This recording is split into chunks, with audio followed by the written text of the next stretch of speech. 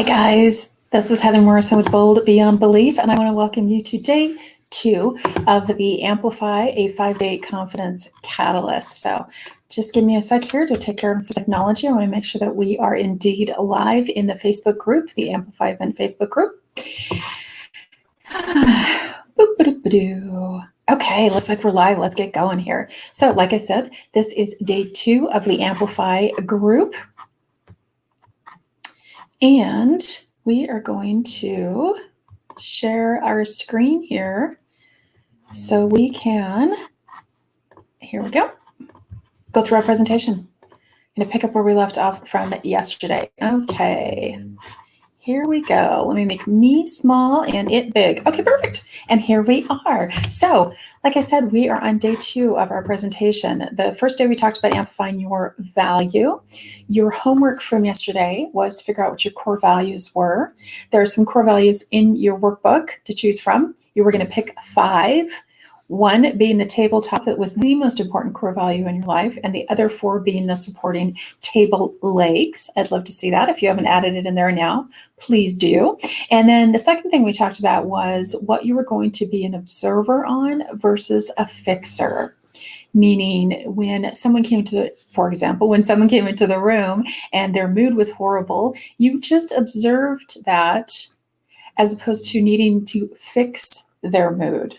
Right? So just to look and say, that's interesting, but not absorb that mood and not absorb the need to fix that mood. So I'd love to hear what your first thing that you were going to tackle, be an observer on versus a fixer on, in the Facebook comments as well. So on day 2, we're going to talk about amplifying your voice. This has everything to do with boundaries. This is how that shows up. Boundaries. And for those of you who know me, boundaries is my favorite subject in the whole wide world. I love talking about boundaries because it's so super important. And there's a reason why I stack everything the way that I do in terms of my program. I just want to make sure real quick that we're still sharing here. Okay. There's a reason why I stack things the way that I do in my program. There's a reason why I start off with voice being first, value being first, and I talk about really amplifying your value, because everything else is dependent on that. So day 5 is dependent on day 4, day 3, day 2, day 1, but everything really starts, that cornerstone foundation of amplifying everything in your life and showing up bold and unapologetically in your life is really started with the amplifying your value. So we're going to build on this with amplifying your voice. Again, we're going to talk boundaries. It's one of my favorite topics in the whole wide world. So let's get going here. So I want to talk about how this shows up. Okay, let me know if any of this sounds familiar to you. You're just so busy all the time. And speaking of busy, I'm checking my technology here. Okay. And I'm also going to bring us up on Facebook just to make sure that all of this is getting streamed out live and correctly. And I am using stream. Oh, there's Miss Patricia. Hi, Miss Patricia. I noticed your name because I see you in Facebook. If you are joining us in StreamYard, make sure that you grant StreamYard permission to see your name. Otherwise, I just see someone that makes a comment that shows up as a Facebook user. So make sure, here we go. Make sure that you're commenting down below. I love it. I love it. So hi, welcome, Miss Patricia. So how this shows up, and like I said, this might sound a little familiar to you. You're just so busy all the time. Number 2, you feel stressed, sad, or resentful. Sound familiar? Number 3, you feel like all you do is give and others just take. So this is how not having a voice in all of what goes on in your life kind of shows up. So we're going to tackle these one by one. The first one is you were just so busy all the time. I find this interesting when I hear this from people, because my first reaction is always to want to say to them, then you really need to talk to your scheduler, the person who handles your calendar. Oh, that's you, right? We are doing this to ourselves.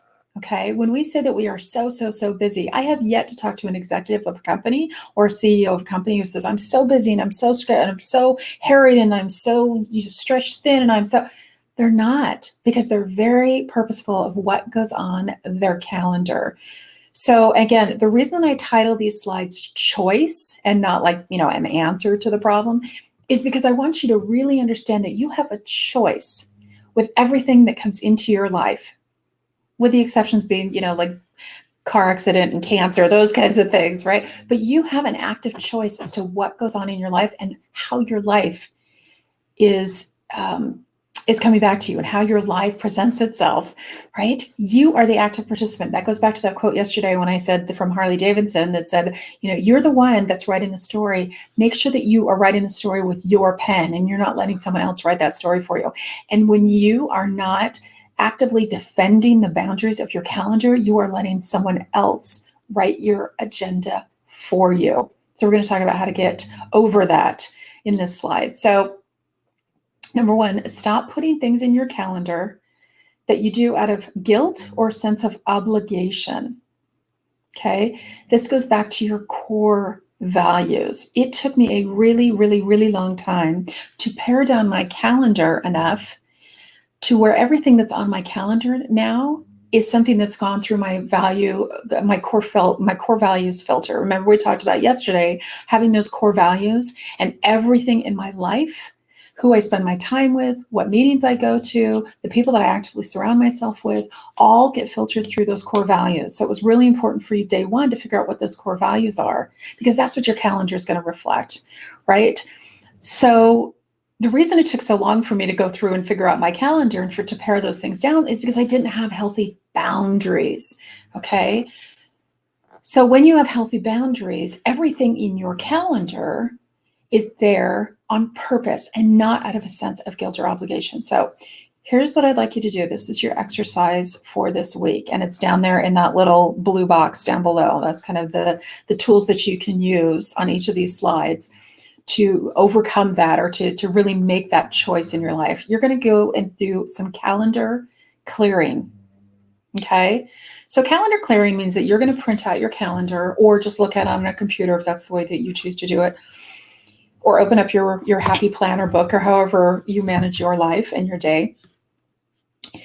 And I want you to circle or highlight those things that are on your calendar that no longer serve your core values, or that are there out of a sense of guilt or obligation. And you know what these things look like, right? This is the PTO meeting that you decided that you were going to lead 5 years ago, right? And your child has aged out of that school system, and you're still managing the PTO meeting every week. Or, you said that you were going to bring baked goods to the bunco meeting, right? And you're ended up doing it every single week because no one else is stepping up to the plate and doing that, right? These are networking groups that you said that you were going to belong to years and years and years ago, and you just don't know how to get out of those anymore, but they're no longer serving your core values. These are meetings that you said that you were going to go to that are no longer serving your core values. These are things like taking your kids to every single sports activities, right, that are no longer serving your core values. Now, I will say aside, a little caveat on that one. One of my core values is service. It thrills me to no end to be in service to other people. However, those are on my terms, not on their terms. I don't feel a sense of obligation to go out of my way to be on every single committee and volunteer for everything and, take my child all over the place because I'm in service to other people. And hey, that's one of my core values. So my calendar should look like that. That's not what I'm saying.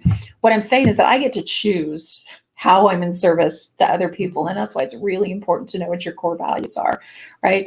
So print out your calendar, open up your little Happy Planner, bring it up on your phone and look at your calendar this week and really see what you can delete off that calendar that's no longer serving you. I highly recommend to people that they don't go through and butch their calendar on week one, right? Just pick one thing, start small, a micro movement. Pick one thing in your calendar this week and then decide how you're going to go back and tell that person. And that might look like this. If you were, for example, belonging to a networking group that is no longer in alignment with your core values, or it's the same thing just regurgitated every single week and there's no growth there and people stay stuck in their victim stories, or whatever that is for you, you're going to go back and tell the people that you're involved with, listen, I so appreciate you giving me the opportunity to be a part of this group. It has really been instrumental in my growth, but it's no longer where my focus is. Thank you so much. I'd love to have the opportunity to join the group in the future if that changes for me. But at this point, I'm going to go ahead and say thanks, but no thanks. And then leave it there, right? Don't continue to offer excuses or have to feel like you have to validate that decision. That's your decision.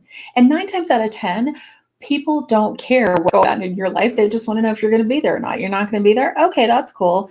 The other thing, having all those excuses or offering up all those excuses does is it allows other people to kind of, counteract that, right? It's not up for debate, right? If you say, well, I'm so sorry, I'm busy doing this, or I'm busy doing that, or then they feel that it's necessary to say, well, what about if you did this? Or what about if we held the meetings at a different time? Or what about if, it's not up for debate. Don't put that debate on the table. Don't open up that debate. It's not up for debate. You thought about it. You brought your choice to the meeting or whatever it is, fill in the blank. And you've made your decision. Again, no is a complete sentence. I said that twice yesterday, that is a writer downer. No is a complete sentence. And you're not being cruel and you're not being flippant and you're not being rude if you don't offer up excuses as to why you can't do something anymore, right? Those decisions are your business, not anybody else's. And like I said, 9 times out of 10, people don't really care what your excuses are. They just want to know if you're going to be there or not. Okay. So see if there's one thing on your calendar this week that you can ditch or delegate or dump. Ditch, delegate, or dump. And then do it and stand firm in that. Okay. Again, if it's something that you feel that is fun and something that you're doing that you really enjoy doing, great, continue doing it. Here's a really good litmus test. If every time you go to that meeting or every time you pick up that phone or every time you get in the car to cart your child to another activity, if you're feeling guilty or resentful about it, that's probably an indication that it's no longer fitting into your core values. Okay. If it's lifting you up, right? Like I said yesterday, everything that I do in my life gives me that personal power, right? That vitality, that authenticity, then those are the things that I continue to do. If they don't roll into my core values, they're out. So the other thing I want to give you advice on is if you don't do it, someone else will, right? This is a thing that we think that we have to do things out of guilt or obligation, because if you don't make the baked goods for the PTO meeting, who else is going to do that? If you don't volunteer to be the head of a board of directors or the head of the networking group or whatever it is, again, fill in the blank, then who else is going to do it? Trust me, someone else will step up to the plate and do it. And here's a little side note. If they don't, that's okay too. If they don't, that's okay too. That's no longer your obligation, right? Now, I'm not saying, there's always exceptions to the rule. I'm not saying that you leave someone in a lurch, that if you're the person that does the carpool, that you can no longer do the carpool, that you're going to leave 5 kids by the side of the road without somehow to get to their little league game or their, whatever it is. But that's something that you can work on taking out of your life or taking off of your calendar, and then put a boundary behind that. Put a date on the calendar and say, okay, I realize that no one's available to step up for this right now, but I'm telling you, I'm giving you a 4-week notice like you would do with a job. Although there you would give 2 weeks notice, but I'm giving you whatever feels comfortable for you. I'm giving you a notice that this is no longer something that I'm going to be doing going forward. So that will give them time to find someone else that will. Here's an interesting side note. So I had a friend who told me once, because I said I felt guilty for not, continuing to do these volunteer opportunities because I was volunteered and stretched so thin. I said, but if I don't do it, someone will. And she says, yeah, but you continue to do it. So you're sending the message that, well, I don't need to step up, right? She's got it. She's got it all handled. And you're taking that opportunity away from someone else who either A, wants to volunteer and just doesn't want to take that opportunity away from you, or B, doesn't think that they're capable enough. But when you pull yourself out of that opportunity, you're allowing them to maybe grow a little bit. You're allowing them to see if they're capable of stepping up to that opportunity, and you're giving them the signal that, yes, I think you're amazing. I think you'd be amazing at this. I think that you are totally capable of doing it, and then stepping away from that responsibility or that obligation anymore. So I hope those two things are helped, right? So calendar clear, and then get perspective and check your ego, right? That's the other thing. If you don't do it, someone else will. And the way that you can, kind of put things into perspective. If you don't bring homemade cupcakes to the PTO meeting, is the sun going to stop rising tomorrow? Will the earth stop turning? No, put it into perspective. It just means that no one's going to have cupcakes at this week's meeting, right? And then check your ego. Again, that goes back to what we were talking about yesterday with other people needing to validate your ego all the time and validate who you are and what service you're providing. Right? Check your ego in this. It doesn't matter to me that people say, oh, thank you so much for bringing the cupcakes. And that's great. And I'm glad I get to help out. But I don't need to continue to do that to validate who I am. Right? I offer my services in some other way, shape, or form. And again, if it's something that rolls up into your core values, fantastic. By all means, knock yourself out and continue doing it. Okay.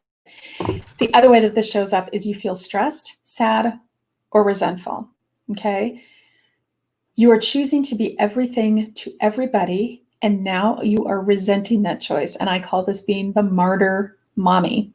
Okay. And whether you're a mommy or you're not, or whether you have a spouse or you don't, chances are you either have a child or a spouse or a job or a household, something, right? So I call this being a martyr mommy because there's a lot of times, and I am so guilty of this in the past, where somebody expects something of you and you continue to do it and you don't voice your opinion, that it's making you sad or it's making you feel stressed or it's making you resentful or it's making you angry, and you continue to do it, but you haven't voiced your opinion to those other people. You can't get mad at them, right? You can't hold them responsible if you haven't voiced your opinion and told them, I am no longer available for this. I no longer want to do this, right? I'm just looking at the comments really quickly. Patricia says, I was happy to be able to attend all my daughter's sports activities the last 2 years of her high school years. I worked my business and would meet clients when traveling to see her. I love that. And you see, she said she was happy to attend all of those things. That's fantastic. If you're happy to do them, by all means, please continue doing them. I'm not saying that you need to clear off your entire calendar, but I am saying that if those are things that are no longer making you feel happy, stop doing them. So if you are a person that is finding yourself really resentful for doing things, but you haven't, again, expressed your opinion to these other people in your life that are asking you to do these things, you don't really have a leg to stand on, right? You need to go back through and figure out what it is you truly want to do, and then let them know that you are no longer available for those things. Okay, that's called being a martyr, right? And it's a little passive aggressive too. This is when you are picking things up off the floor, right? And as you're picking laundry up off the floor, you're mumbling to yourself, I don't understand why I have to do this. I tell them that they need to do this all the time. Well, the reason you're having to do it all the time is because you haven't expressed your anger, or you haven't managed expectations. And we're going to talk about how to do that in a few more minutes. But stop getting angry at people or stop continuing to do something for people if you haven't expressed that you're no longer available to do it. I hope I've driven that point home. Number 2, ask yourself, what would happen if you didn't? Ooh, okay. What would happen if you didn't? Again, this goes back to the get perspective and check your ego. What would happen if you didn't? What would happen if you got up from that dinner table and after numerous times of asking your kids and your spouse to put their dishes in the dishwasher, they didn't? What would happen if you didn't get up and grumble about it and be mad about it and be resentful about it? What would happen if you just let them sit there on the table? And then go back to them and say, we're just going to leave those dishes there. Not a problem. Whenever you feel fully to pick them up, you can go ahead and pick them up. Okay. Or, and this is from one of my favorite book series ever of all times of raising children. It's called Love and Logic. And you teach children that there's natural consequences, that actions have consequences, right? Or inactions in this case have consequences as well. What if You refuse to pick up their dishes from the dinner table and put them in the dishwasher for them because you've asked them to do that numerous times. And the next time they sat down looking for dinner or a snack or fill in the blank, it wasn't available to them. And you said something like, oh, I'd be happy to make dinner for everyone, provided that when dinner is done, you walk your dishes to the dishwasher and put them in. In the meantime, there's a loaf of bread in the pantry and a jar of peanut butter and a jar of jelly. Feel free to make dinner yourself. And then walk away and stand in that, right? You have to create those boundaries in the first place. And the second thing about boundaries is you have to learn how to defend those boundaries, because we all know that if you give someone an inch, they'll take a mile, right? They'll look at you, and I have to give you a little bit of warning. Establishing boundaries and keeping them is going to get a little uncomfortable at first because you're interrupting the status quo. It's always worked this way. It's always worked that mom tells us to put our dishes in the dishwasher and we don't. And she picks them up and puts them in the dishwasher, and we have to listen to her complain. And I have news for you that after you continue to complain for so long, they learn how to tune you out, right? And then we come to the table and there's dinner again, right? There's no consequences to their action or their inactions. So once you interrupt that status and once you interrupt that status quo, it's going to get a little uncomfortable because it's not what they're used to, right? So you're going to get a little bit of pushback. And this is true whether we're talking about spouses, whether we're talking about clients, whether we're talking about girlfriends, whether we're talking about our kids. This is true of everybody. Once you start establishing boundaries, it's going to get a little uncomfortable. So they're going to come back and they're going to say, wait a minute, this isn't how it works. This isn't how, we get up from the dinner table. We expect to have dinner on the dinner table next time we come back, regardless of the fact if we picked up our dishes or not, right? So just dig your heels in a little bit and just prepare yourself for the fact that it's going to get a little bit of crunchy. So going back to you're choosing to be everything to everybody, determine your needs first. And I know this is kind of a new way of thinking, especially for a lot of women, to have it determine your needs first, because it sounds very selfish, right? And that's why I say how to learn how to figure out how to put yourself first on the priority list, unapologetically. And it's not like you're saying you're putting yourself first and your needs first at the detriment of leaving everyone else's needs out in the cold. That's not what I'm saying at all. But I'm saying you have to put on your oxygen mask. There's a reason they make you do that on an airplane. You have to take care of yourself first in order to be able to fulfill anybody else's needs, okay? So figure out what your needs are first. For example, if you're waking up every morning and you're finding a house full of dishes and you're finding stuff all over the floor and you're feeling like, the day gets ahead of you, the day gets away from you, take a little bit of time for yourself. Regardless, trust me, I know this from experience.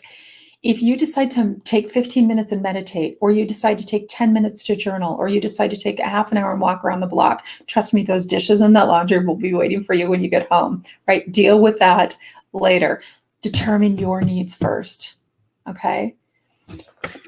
Figure that out. Put that in your calendar. Once you start cleaning out your calendar, once you start dumping things off of your calendar, fill those with things that you really, really want.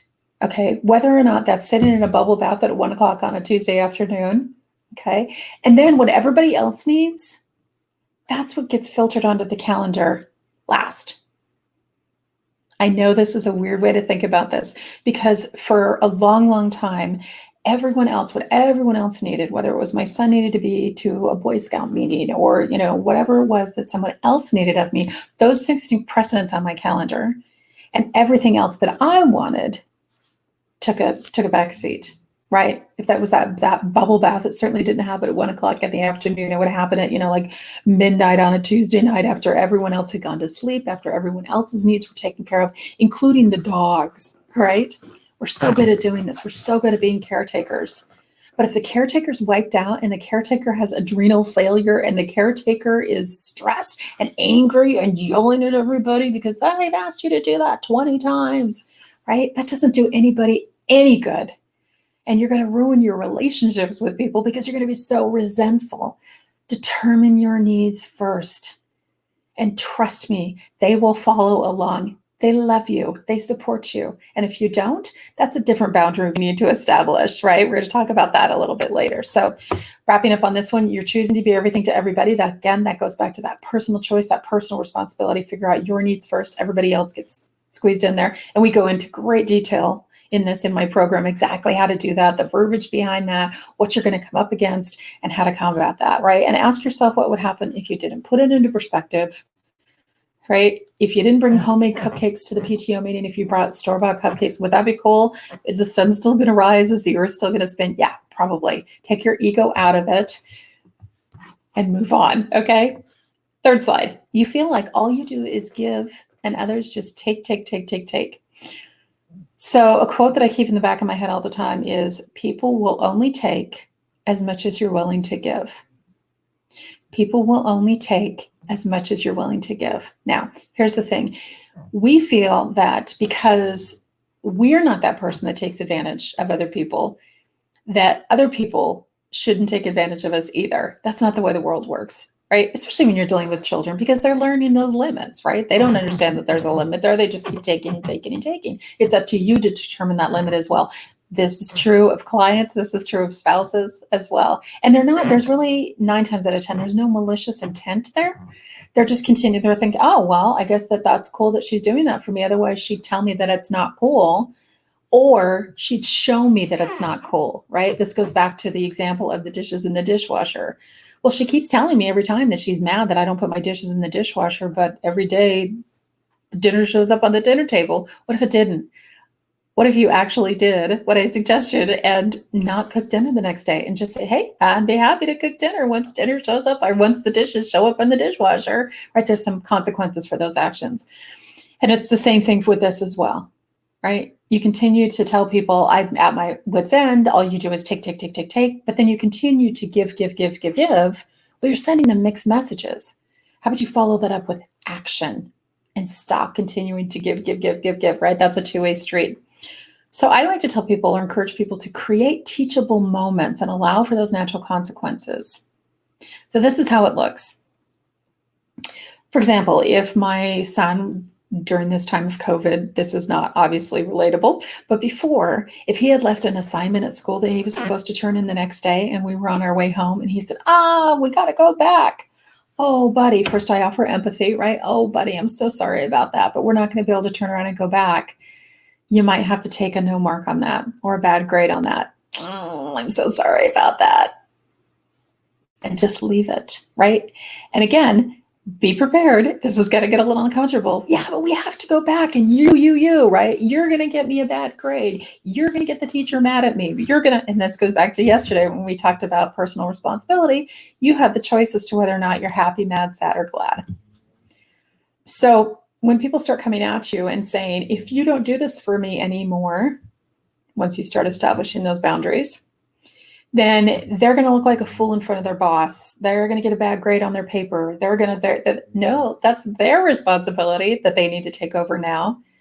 Your responsibility is your responsibility and theirs is theirs, right? It's your responsibility to pick your child up at school, but it's not your responsibility to remind them that they have an assignment that's due tomorrow. That's their responsibility.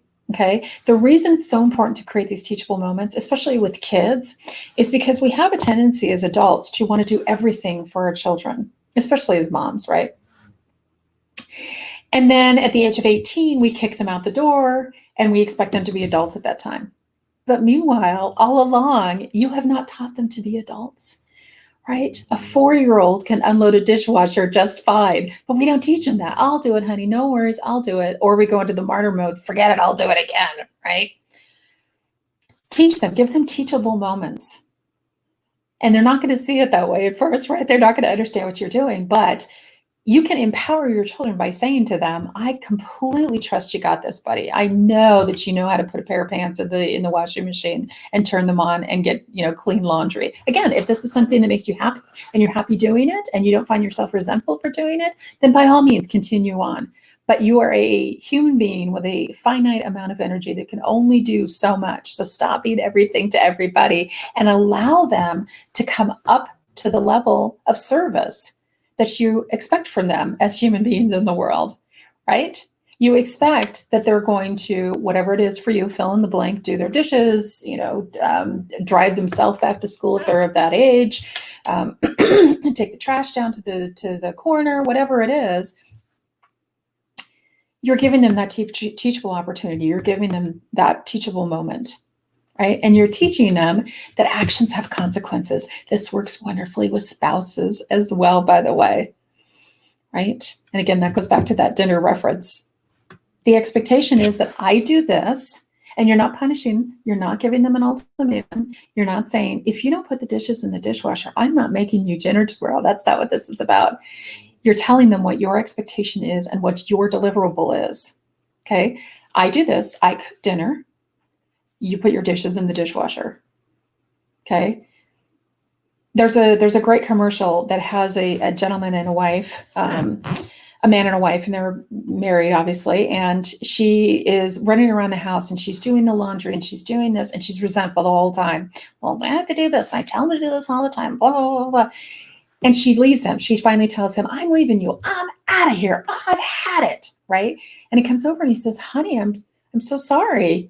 Right. What's wrong? And she says, I've told you to do this and I've told you to do that. So she just ends up leaving. And he calls the police in, and the police say, well, what happened to her? Where did she go? What did you do? Right. He's like, I have no idea. She just disappeared. Right. He's like, okay, well, the gentleman says, maybe we can go over to this magic table.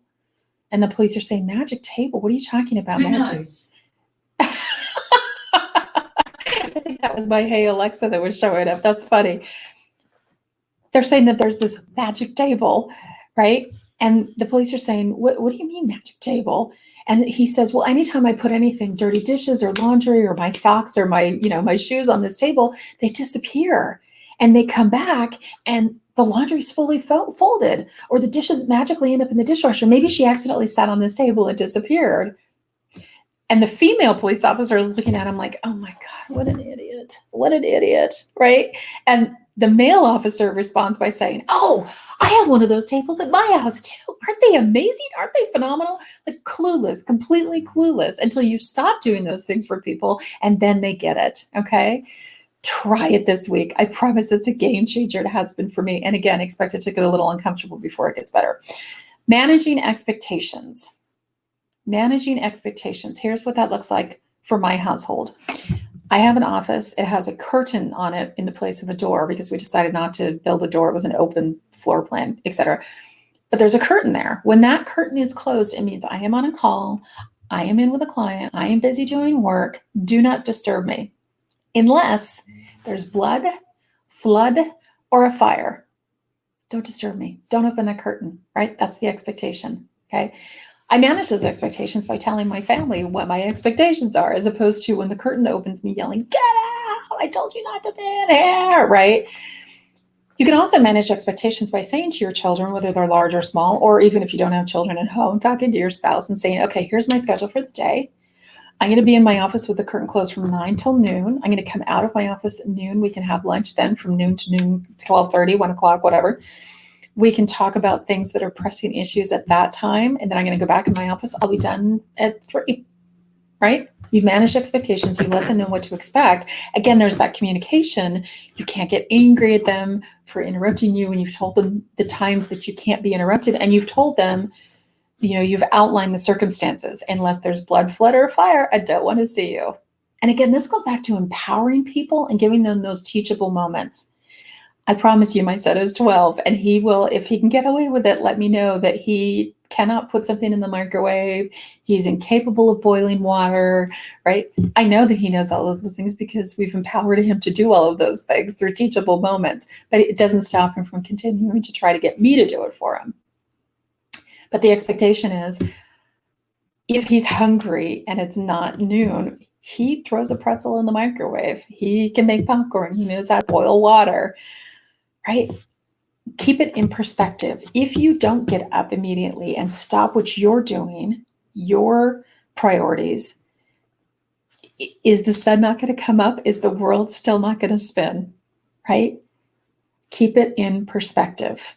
And again, and I can't say this enough, this is going to get a little uncomfortable before it gets better. It's like when you clear out a closet. you ever cleared out a closet in your hallway and all of a sudden you turn around and it is a mess in your hallway because you've pulled everything out of it? It gets messier before it gets better, right? You don't all of a sudden just pull everything out of the closet, turn around and the closet's clean and everything's put back. No, you have to get through that. You have to pull through everything that's been there for years and years and years, right? Now you're reprogramming your own operating system in addition to everyone else's operating system in the house. It's going to get a little uncomfortable before it gets better. So just be a little bit prepared. Have a family and a client meeting, right? And again, anything I'm telling you, not only you can use for your clients, but you can also use for your spouse, for anybody that you deal with in your life. So I hear a lot of people say, I'm so angry with clients that call me at all hours of the night, 9 o'clock at night, 10 o'clock. Are you answering the phone? Well, that's why they're continuing to call you. Did you manage that expectation? Did you tell them at the beginning of your onboarding process or anywhere along the line, I'm available for client calls between the hours of 9 to 3, Monday through Friday. Anytime outside of that, feel free to shoot me an email. I'll get back to you as soon as possible. Done. If they then try to call you at 5 o'clock at night, don't pick up the phone. You've managed your expectations. You've set those expectations. Now stand firm in those boundaries and let it stand. I promise you, after people stop getting a reward for their behavior, they will stop that behavior. If you fed a cat, right, for a day, that cat's going to continue to come back looking for food. If you stop putting food out, the cat will eventually find food somewhere else, right? I'm not suggesting your children find food somewhere else, that you stop feeding them altogether. You get the picture, right? Stop giving them a reward for their behavior. You're enforcing those bad behaviors. Manage your expectations, say them up front, and then reiterate those expectations all the time, right? I'd be happy to discuss this with you on my lunch break between 12 and 1, blood, flood, or fire. Okay, so I hope that's helped. On this slide, you'll also see where it says availability, worksheet, who and what. That's what I want you to do for your homework, okay? What that means is that you actually sit down with, and I'm a huge believer putting pen to paper or putting it in the computer, whatever works for you, but don't just think about this, actually do this exercise. This was a huge game changer for me. The availability is who and what you're available for anymore and who and what you're not available for anymore, okay? What this means is that you're going to get really clear. This goes along, this is like part 2 of the core values. You're going to get really clear on the behaviors that you'll allow yourself to endure anymore, the people that you'll allow in your life anymore, and those things that you will and will not accept from people anymore. And putting this out on a piece of paper is such a huge game changer because you are starting to get a visible picture of what you have put up with in the past or what you're currently putting up with, right? Really sit in a moment of quiet, take, a half an hour and your cup of tea, go somewhere and really think about this in a quiet time, about what you are really resentful. Think back to those times when you're really resentful doing things for people and find out why you're really resentful doing those things for people, okay? What you're not available for anymore. I am not available to put your dishes in the dishwasher anymore. I am not available to continue to pick up your dirty socks on the floor. I am not available for you telling me that you're going to pay me this month and then not paying me this month. Right? Whatever it is, whether that's, again, clients or you're dealing with your family, you're dealing with your spouse, you're dealing with, people in general and networking meetings, whatever it is, because this will really start to illustrate for you what you have been available for and the reason why you're getting so upset with people because they can't read your mind or you've told them and they're not following what your expectations are, right? You're also going to write down who you're not available for. And I call this friendship pruning. In order for a tree to grow, it has to be pruned. This is a hard thing to do. I remember having a little garden and you have to go in and thin, right? So if you're doing little things from seeds, like whatever it is that you're growing from seed, you have to go through and prune, right? And that, I don't know why my music started all of a sudden. That's weird. Alexa's got a mind of her own today, or Google. Let's make sure everything is back on as up track still. Very bizarre. They interrupt me like that. Make sure we're up here. That is funny. My technology.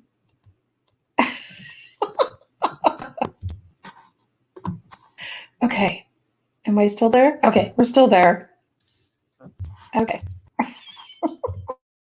Sorry, guys. Thanks for being patient for me. Okay. I'm going to check comments really quick while I'm here, too.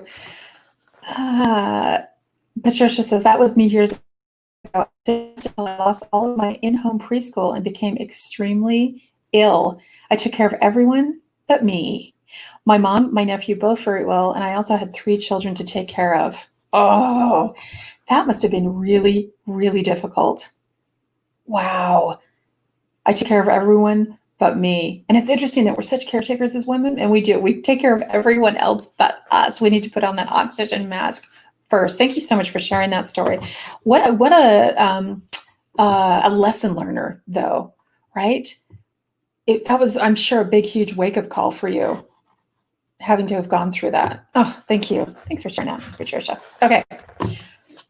So I call this friendship pruning. And so when you are planting a little garden, like I said, you throw down your lettuce seeds, right? And they start sprouting and they're really, really close to each other. You have to go through and thin out or yank out, right? And they tell you on the little package of seeds, make sure you thin them so there's only 3 plants every 2 inches or whatever it is, because that allows the rest of them to grow.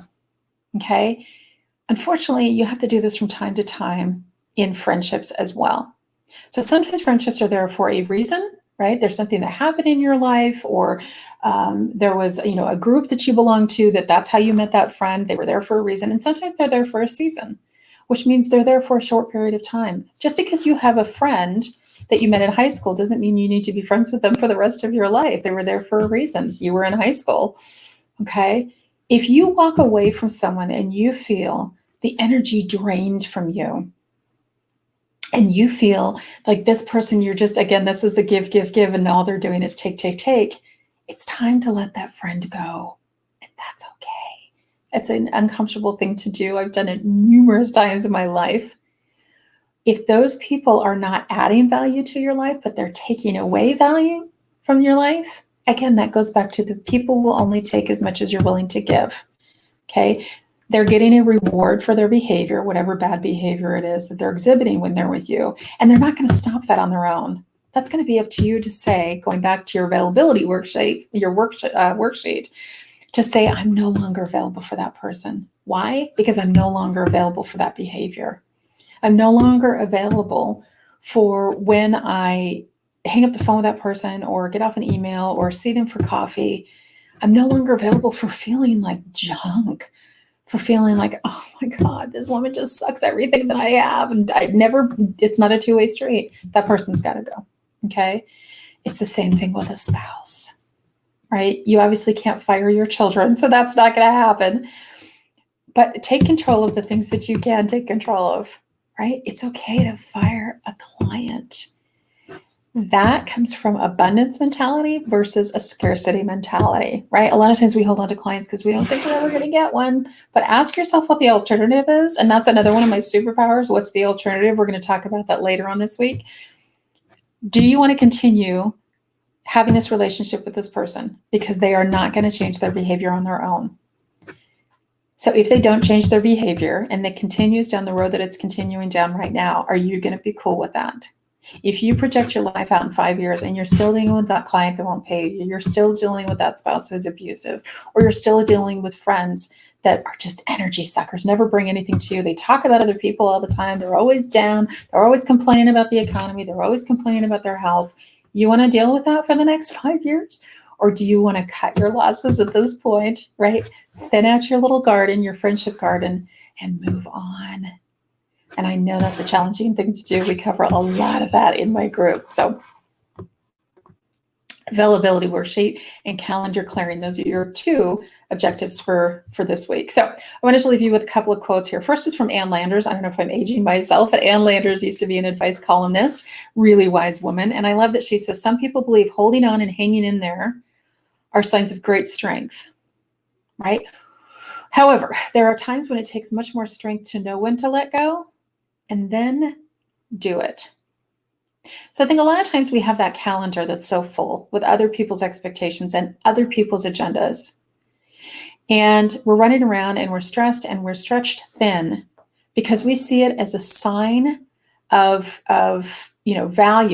We wear this like a badge of honor. This, I'm so busy, I'm so busy. It's not a badge of honor anymore. You're doing it to yourself, right? I am not so busy. I have planned my life out and I'm living my life, and I'm not so busy and I'm not so stretched and I'm not so harried, because that's by design, not by default. Right? But we tend to wear this I'm so busy as a badge of courage. And we tend to think that, oh, I've got stick-to-itiveness and I'm strong and I can do it all and I'm holding on there. And if I let something go, that just shows that I'm weak. No, no, no. That takes more strength to say I'm letting you go and then to actually do it. Right? Simplify to amplify. That's another one of my favorite quotes. Simplify to amplify. Really letting go of things. And again, that goes back to that little pruning in the garden. Letting go of those dead plants doesn't kill your garden. It makes your garden flourish. And look at those beautiful plants. Instead of a bunch of weeds or a bunch of little weakling flowers, you've got big, beautiful, robust, fragrant flowers because you've done the pruning and you've allowed it to grow. Okay, last one. The only people who will have a problem with you establishing boundaries are the ones who benefited from you not having any in the first place. I don't know who wrote this. Anonymous is a very, very smart, sage person. I don't know where this came from, but this has been a quote of mine forever. It is my absolute favorite quote in the world. The only people that are going to benefit from you having boundaries, or excuse me, a problem with you establishing boundaries, right? There's that pushback. There's that pushback from your clients. There's that pushback from your children, from your spouse, from people in general. The only people who are going to push back on that with you all of a sudden coming in and establishing those boundaries are those people that benefited from you not having any in the first place. So keep that in mind when you're having the conversation with someone and they say, you're so selfish for doing this. It's all about you, right? Those are not facts. Those are not truths. That's them pushing back on your newly established boundaries. Trust me, it takes time and it takes patience, but it is so worth the effort. Once I figured out my value and once I figured out my voice behind that value, it changed my life. I'm going to leave you with a little story, and it's one of my favorite stories ever. When I talked about yesterday about kind of how this company developed and where this came from and my little journey along the way, again, I was raised by a mom that was amazingly, empowering to me. And she told me that I was amazing. And she told me I was the little cake, right? And the guy was the frosting. But she said that, but what she modeled for me was that it was okay to let people walk all over her. Okay. So as a consequence, that's what I grew up with. And made really bad relationship choices. When I met my husband, we met online. I remember sitting in a parking lot at a gym one night. And he called me on my cell phone and he said, hey, what are you doing? Now, the only thing I had planned for myself that night was a night to work out and then just go home and chill out with my cat and watch Netflix. Didn't have any big plans. But those were things that were important to me, right? I filled my calendar with my stuff first. So I said no to him. He said, what are you doing tonight? You want to go out and do something? And I said, no, I'm busy. Well, what are you doing? Well, I'm going to work out and then I'm going to go home and watch a movie. In that moment, I thought, okay, this is it. This is what's the alternative that I referenced. I immediately thought, what's the alternative? I could say yes to this guy, right? And drop everything like I had done in the past, right? If a guy had called me on a Saturday night, I would have said, oh, I'll be right there. I'll cook. You want me to cook? I'll bring everything. Don't raise a finger. I'll do it all, right? But that would have continued to gotten me what I had continued to get in the past, right? Which was really bad relationships.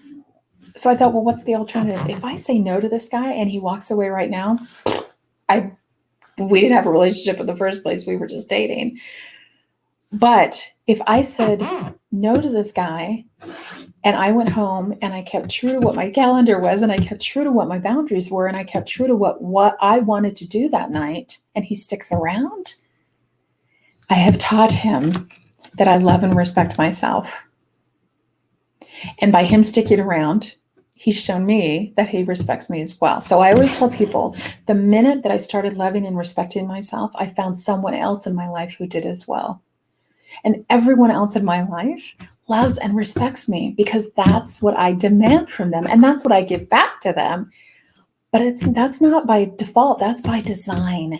That's by me having a value of myself, establishing that value, and then establishing that voice, right? Establishing those boundaries, which show up as my voice, establishing them, and then holding them firm. So I hope that this has helped out a little bit today. Again, the two things I'd love to see in the Facebook group.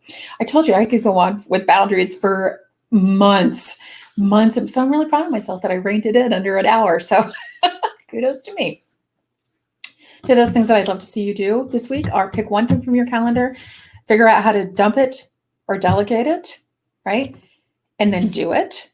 And then the second thing I'd love for you to do is the accountability worksheet. What you're available for, what you're not available for, who you're available for, and who you're not available for anymore. And start really thinking about how you're going to make some adjustments to make those things happen. So I hope this has been helpful for you. Tomorrow, we're going to start talking about how to amplify your mindset. This is another big one. I mean, I could do a 4-year college course on mindset. So I hope this has been of service. I hope you were able to take a little tidbit away today that you're going to tuck away and use.